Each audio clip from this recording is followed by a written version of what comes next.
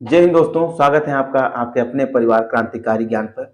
आप लोगों को पता है कि इंग्लिश विषय की यूपी बोर्ड सीरीज चल रही है, जिसमें अभी तक मैंने आप लोगों को प्रेजेंट के टेंस और पास्ट के टेंस पढ़ाए हैं। ये टेंस की सीरीज का लास्ट वीडियो है, जिसमें हम फ्यूचर टेंस पढ़ेंगे। फ्यूचर टेंस के बाद कुछ स्टोरी सॉल्व कराई जाएंगी, जिससे स्टोरी स्किल आपकी डेवलप होगी।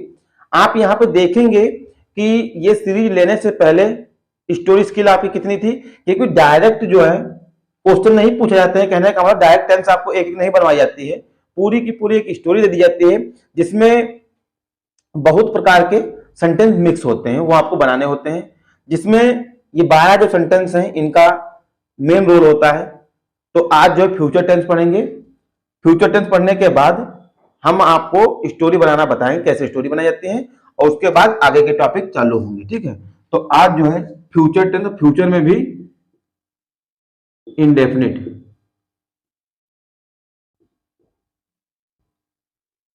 पहचान इसकी होगा, होगी, होगे, होती है, आप लोगों को पता है, जैसा कि मैंने पहले वीडियो में आपको बताया था। अब ये जो वीडियो है, आपको पता है कि यहां बनाने के नियम बताए जाते हैं। तो रूल नंबर 1 पढ़ेंगे। रूल नंबर 1 में क्या है? सबसे पहले सब्जेक्ट, सब्जेक्ट के बाद विल या शैल,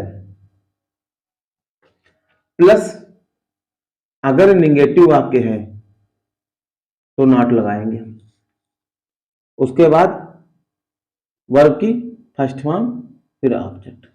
अब यहां पे एक जानने का विषय है कि कब विल लगाएंगे, कब शैल लगाएंगे। देखो, नॉर्मल केस में, जब तक नॉर्मल केस है, साधारण है केस, तब तक हम जो है शैल लगाएंगे आई और वी के साथ, मतलब फर्स्ट पर्सन के साथ।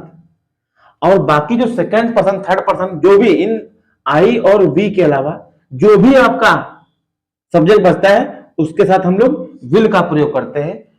पर कब? जब वाक्य साधारण वाक्य, साधारण वाक्य का मतलब होता है कि जो कंडीशंस जो होती है, कंडीशन साधारण होती है। जब कभी भी जोर, दबाव, जबरदस्ती, कोई फोर्स जब लगाया जाता है, ठीक है, तब हम जो है सेल के साथ आई और वी के साथ विल का प्रयोग करते हैं, बाकी के साथ सेल। जब तक नॉर्मल कंडीशन रहती है, तब तक आई और वी जो है हम सेल के साथ प्रयोग करते हैं, बाकियों के साथ विल का प्रयोग करते हैं। जैसे वह पढ़ता होगा, वह पढ़ता होगा। सेंटेंस को ट्रांसलेट कैसे किया जाएगा? वह, ही helping verb, he will read, he will read. तो ये सिंपल सेंटेंस है। अब रूल नंबर 2 में क्या हम लोग पढ़ते हैं? रूल नंबर 2 मतलब इंटरोगेटिव। इंटरोगेटिव आपको रूल पता है कि सबसे पहले हम हेल्पिंग वर्ब उठा के पहले रख देते हैं, तो विल या शैल सबसे पहले लगाया जाता है। उसके बाद सब्जेक्ट, अगर नॉट है सेंटेंस में, मतलब नकारात्मक सेंटेंस है तो नॉट, फिर वर्ब की फर्स्ट फॉर्म और प्लस ऑब्जेक्ट, और क्वेश्चन मार्क रहता है। क्या वह खाना खाता होगा? क्या वह खाना खाता होगा? आप लोगों को पता है कि ये सेंटेंस जो है फ्यूचर इंडेफिनिट का सेंटेंस है, और उसमें भी ये इंटरोगेटिव है। तो इस रूल के अकॉर्डिंग बनाएंगे। वह है तो वह के लिए विल का प्रयोग किया जाएगा। Will he, will he negative है ही नहीं, मतलब नकारात्मक है ही नहीं, तो नॉट का प्रयोग नहीं हम करेंगे। वर्ब क्या है? खाना, खाना, खाना। देखो ध्यान रखना, खाना की 2 स्पेलिंग्स होती हैं, एक होती ईट, एक होती फूड। तो आप लोग पता है कि ईट जो है, ईट है वर्ब और फूड है नाउन, मतलब ईट लगाया जाएगा। पर ही विल ही ईट क्या? खाना, ईट द फूड। यहां तक बात क्लियर हुई? तो ये है फ्यूचर इंडेफिनिट। यहां पे बहुत ज्यादा डेप्थ में हम नहीं सेंटेंस को पढ़ेंगे, क्योंकि आपके परीक्षा में केवल और केवल स्टोरी आती है, और वॉइस मतलब एक्टिव पैसिव वॉइस, और उसके अलावा जो डायरेक्ट और इनडायरेक्ट स्पीच आती है, तो उसी को ध्यान में रख करके सेंटेंस आपको बताया जा रहे हैं यहाँ पर। वरना कुछ लोगों का मानना यह हुआ कि सर बड़ा शार्ट में समझा दे रहे हैं। हालांकि शार्ट में और लॉन्ग का विषय नहीं है, हमें चीजें बेसिक और बेस आना चाहिए, शार्ट और लॉन्ग से कुछ नहीं होता है। यहाँ पे बहुत ज्यादा गाथा लिख दी जाए तो वो भी सही नहीं रहेगा, लंबा वीडियो हो जाएगा। अब दूसरा सेंटेंस का जो पढ़ते हैं हमें, फ्यूचर कॉन्टिन्यूअस।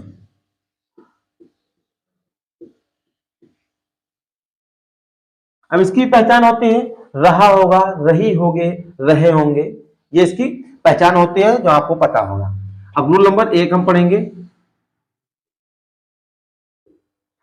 सबसे पहले सब्जेक्ट आप लोग पता है, हेल्पिंग वर्ब के रूप में विल या शैल। अब ध्यान रखना है, प्लस विल या शैल अगर निगेटिव है वाक्य तो नॉट यहां पर लगेगा हेल्पिंग वर्ब के बाद। फिर उसके बाद लगाया जाएगा बी, विल या शैल प्लस नॉट होगा तो लगाया जाएगा बी प्लस वर्ब की आईएनजी फॉर्म, क्योंकि कॉन्टिन्यूअस है, कॉन्टिन्यूअस वर्ब की आईएनजी फॉर्म लगा देते हैं और प्लस ऑब्जेक्ट। ठीक, क्लियर। अब सेंटेंस लिखते हैं,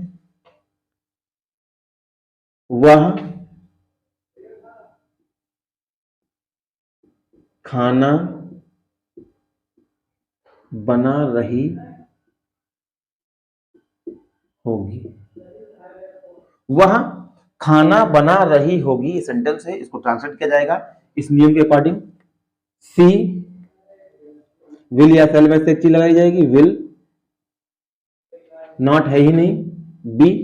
देखो यहां पे मैं नॉट वाला सेंटेंस इसलिए नहीं बना रहा हूं क्योंकि नॉट वाले सेंटेंस जो होते हैं केवल इतना ही करना पड़ता है, हेल्पिंग वर्ब के जस्ट बाद हम क्या लगा देते हैं, नॉट लगा देते हैं। इसीलिए वीडियो लंबा ना हो तो मैं नॉट वाले सेंटेंस को स्किप कर रहा हूं। आप लोग खुद समझ सकते हैं, वह खाना नहीं बना रही होगी तो नॉट यहां पे लग जाएगा, बाकी सेंटेंस एज दिस रहेगा। इतना तो आप लोग समझदार होंगे, यूपी बोर्ड की परीक्षा देने जा रहे हैं। He will be, she will be. अब क्या है, वर्ब क्या है इसमें, वर्ब क्या है, बनाना। बनाना की स्पेलिंग क्या होती है, कुक। कुक आईएनजी लगाया जाएगा तो क्या जाएगा, कुकिंग क्या, the food, cooking the food. ये आपका सेंटेंस बनके तैयार हो गया है। तो आप देख रहे हैं कि छोटी छोटी चीजें जो कि हेल्पिंग और मेन वर्ब हमें पता होती है, तो सेंटेंस के स्ट्रक्चर से हम देखो स्ट्रक्चर रटने की कोई जरूरत नहीं है। यहां पे हमारे दिमाग में आना चाहिए कि सबसे पहला स्ट्रक्चर क्या था और उसी स्ट्रक्चर पर आधारित सभी स्ट्रक्चर जो मैं लिखवा रहा हूं वही है। वरना इतने स्ट्रक्चर अगर आप याद करने बैठ जाएंगे तो आपका जो है पता नहीं 2026 में यूपी बोर्ड आप देंगे जाके। रूल नंबर दूसरा पढ़ते हैं, इंटरोगेटिव होता है। नियम क्या होता है, हेल्पिंग में उठा करके आप पहले रख दीजिए, इंटरोगेटिव नियम बन जाएगा। ठीक है, रखते हैं विल या शैल, विल या शैल। फिर क्या होगा, सब्जेक्ट अंदर भी चला जाएगा, सब्जेक्ट प्लस नॉट हो लगाएंगे, वरना नॉट को छोड़ देंगे। ये मैं बात इसलिए लिख रहा हूं कि कभी नॉट का जब विषय आता है तो आपको पता होना चाहिए कि नॉट लगेगा कहां पर।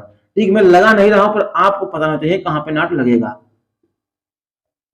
प्लस ऑब्जेक्ट और क्वेश्चन मार्क। ठीक, सेंटेंस में लिख रहा हूं, वह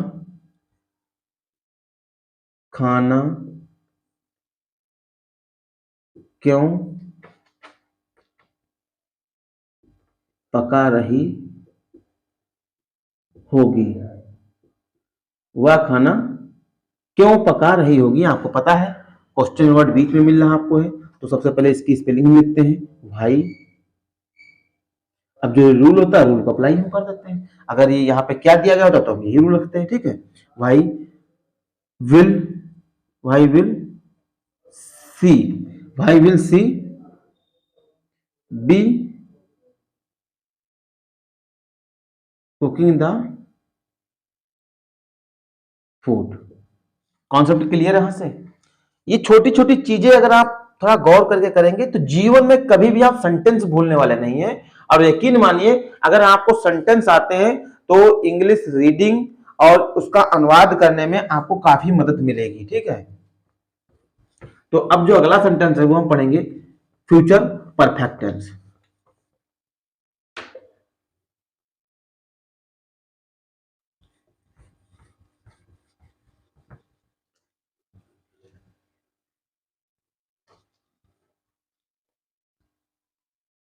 future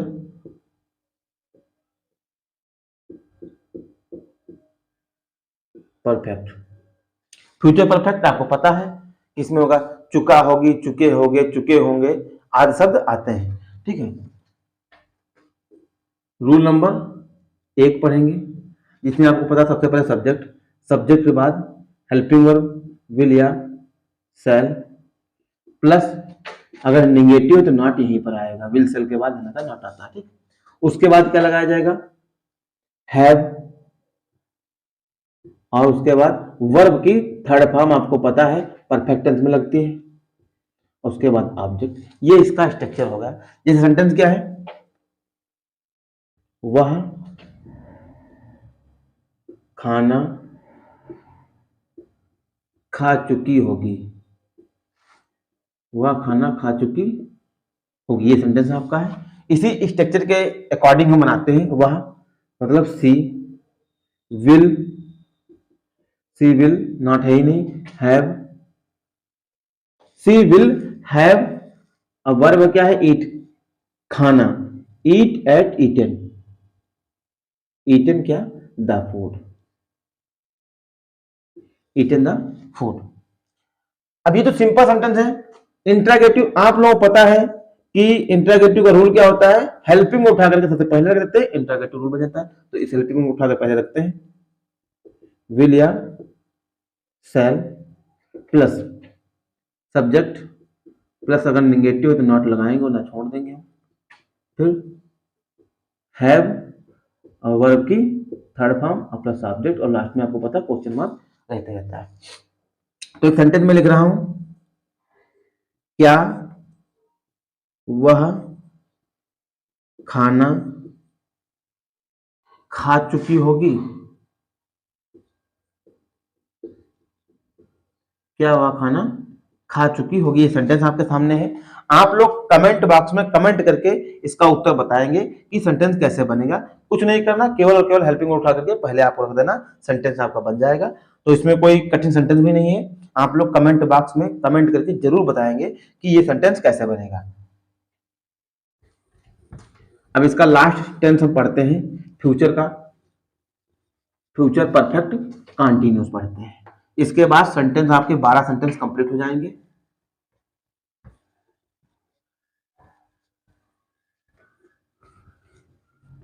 future perfect continuous, future perfect continuous. अब आपको पता है कि फ्यूचर परफेक्ट कंटीन्यूअस की पहचान क्या होगी, कि कार्य चल रहा होगा और कुछ भाग पूरा हो चुका होगा, तो राहत होगा, रही होगी, रही होंगी, तो शब्द का प्रयोग किया जाएगा, पर साथ ही साथ इसमें टाइम जरूर दिया जाएगा। तो जैसे रूल नंबर पहला हम लिखते हैं, तो रूल नंबर पहला क्या होगा, सब्जेक्ट, सब्जेक्ट के बाद विल या शैल, विल या शैल, प्लस अगर नॉट होगा तो लगाया जाएगा आपको, वरना नॉट को स्किप कर दिया जाएगा। ठीक है, ध्यान रखना है। प्लस हैव बीन, और प्लस आपको पता है कॉन्टिन्यूअस वर्ब की आईएनजी फॉर्म और प्लस ऑब्जेक्ट, और आपको पता है कि ऐसे केस में सिंस या फॉर का हम प्रयोग करते हैं, तो सिंस या फॉर और प्लस में टाइम ही रहता है। अब सेंटेंस हम लिखते हैं और उसको हम ट्रांसलेट करते हैं। जैसे वह 3 बजे से आपको पढ़ा रहा होगा, वह 3 बजे से आपको पढ़ा रहा होगा। इस स्ट्रक्चर के अकॉर्डिंग सेंटेंस को ट्रांसलेट करते हैं। वह मतलब ही, विल या शैल में से एक चीज आएगा, तो इसके लिए विल, नॉट है नहीं, हैव बीन, क्योंकि इसमें कोई ऑप्शनली है नहीं कि हैव लगाएंगे बीन लगाएंगे, पूरा हैव बीन लगाना है, मतलब लगाना है। वर्ब की आईएनजी फॉर्म, वर्ब क्या है, पढ़ाना, टीचिंग, टीचिंग किसे, टीचिंग यू, ऑब्जेक्ट हो गया टीचिंग यू। अब समय क्या, 3 बजे से, तो आपको पता है कि ये निश्चित समय है, तो क्या लगाया जाएगा, सिंस 3 o'clock। तो ये सेंटेंस आपका बन गया। इस नियम के अनुसार सेंटेंस को ट्रांसलेट कर दिया। यहां से चीजें और भी क्लियर आपकी हो रही होंगी। क्लियर ये क्या, कि कक्षा 10 में ऑब्जेक्टिव क्वेश्चन पूछे जाते हैं। ऑब्जेक्टिव क्वेश्चन में आपको हेल्पिंग वर्ब गायब करके दिखा देगा और बताएगा फिल इन द ब्लैंक्स भर रही है आप ऑब्जेक्टिव में। तो उसमें भी आपके लिए काफी लाभदायक सिद्ध होगा। कहने का मतलब अगर 12 सेंटेंस आप पढ़ते हैं तो 12 सेंटेंस में आपके ऑब्जेक्टिव भी क्लियर हो जाएंगे। क्वेश्चन आंसर अगर आप कुछ लोग कहते नहीं बना के लिखना, बना के भैया तभी आप लिख पाएंगे जब हिंदी में आपको अर्थ पता हो और ट्रांसलेशन करना आपको आता तभी बना के आप लिख पाएंगे। तो काफी चीजें यहां से क्लियर हो जाएंगी अगर आपको 12 सेंटेंस आते हैं। और मेरा मानना है कि इंग्लिश ग्रामर में है क्या, इंग्लिश ग्रामर में केवल और केवल पार्ट ऑफ स्पीच है, क्योंकि पार्ट ऑफ स्पीच का ही भाग होता है तुम्हारा टेंस। ठीक है, पार्ट ऑफ स्पीच का भी भाग होता है। पार्ट ऑफ स्पीच अगर आपको आता है तो मान के चलते हैं इंग्लिश 99% आपकी कंप्लीट हो गई है। रूल नंबर 2 में क्या था, आपको पता है कि हेल्पिंग उठा करके सबसे पहले रख दिया जाता है, तो वही देखो हम यहाँ पे कर रहे हैं, विल या शैल, विल या शैल प्लस सब्जेक्ट, अगर नेगेटिव है तो नॉट लगाएंगे वरना स्किप कर देंगे, plus have been plus verb की आईएनजी फॉर्म, ऑब्जेक्ट, देन उसके बाद सिंस या फॉर और टाइमिंग क्वेश्चन मार्क। तो आप लोग कमेंट बॉक्स में कमेंट करके इस वाले सेंटेंस का इंट्रोगेटिव सेंटेंस कैसे बनेगा, मैंने यहाँ पे स्ट्रक्चर लिख दिया है, इंट्रोगेटिव सेंटेंस कैसे बनेगा आप लोग कमेंट बॉक्स में कमेंट करके जरूर बताना है। और आपको ये भी बताना कि अभी तक मैंने आपको जो सेंटेंस पढ़ाए हैं कितने परसेंट आपने ग्रहण किया चीजों को है, कमेंट बॉक्स में जरूर आप लोग कमेंट करके बताएंगे, क्योंकि मैं यहां से आपको 100% दे रहा हूं, कोशिश कर रहा हूं जितना 60 से 60 आपको बताया जा सके, क्योंकि वीडियो ज्यादा लंबी भी नहीं खींचनी है। यूपी बोर्ड को ध्यान में रख के वीडियो को बनाया जा रहा है ताकि आप कम समय में ज्यादा चीजों को समझे। तो अगर आपको वीडियो अच्छा लगा हो तो अपने आपके दोस्त यार मित्र जो भी हैं उनके पास वीडियो को जरूर शेयर करना, ताकि वो भी इस वीडियो से काफी लाभ पहुंचे उन लोगों को। तो मिलते हैं कल एक नए टॉपिक के साथ, तब तक के लिए जय हिंद जय भारत।